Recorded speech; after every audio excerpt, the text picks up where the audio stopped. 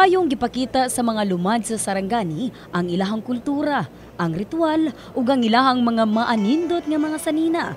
Gatusan ka mga indigenous peoples kon IPs gikan sa 7 ka mga munisipalidad sa maong probinsya ang nagtapok sa Capitol Gymnasium sa Alabel.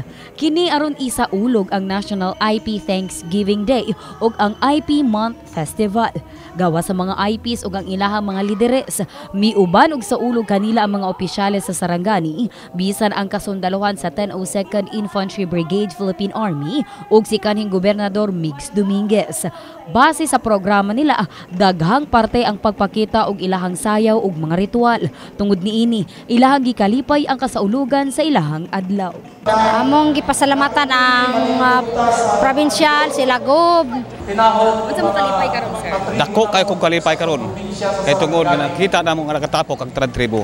Samtang pinaagi usab sa maong programa, gipagawa sa tribal chieftain sa probinsya ang nahimo niining mga proyekto ilawom sa Provincial Tribal Council kun PTC aron nga protektahan ang mga lumad. So, during sa panahon ni Governor Migs Dominguez, diha nagsugod ang pagpalikon, pagpakusog sa tribal governance or leadership. Ang processing of ancestral domain title. Nagsugod diha ang installation of IPMRs in barangay level and municipal level.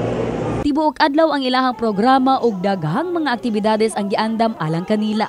Mihatag na lamang og mensahe alang sa IP Day ang mga nahimong bisita nila.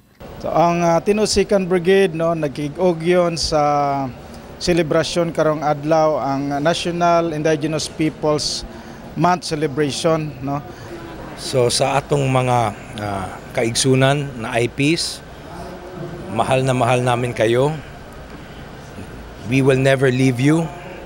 Kayo ang pinaka maraming constituents dito sa probinsya Sarangani at ginagawa namin lahat para maging mas maganda ang inyong buhay. Abi Lorenzo, Brigada News.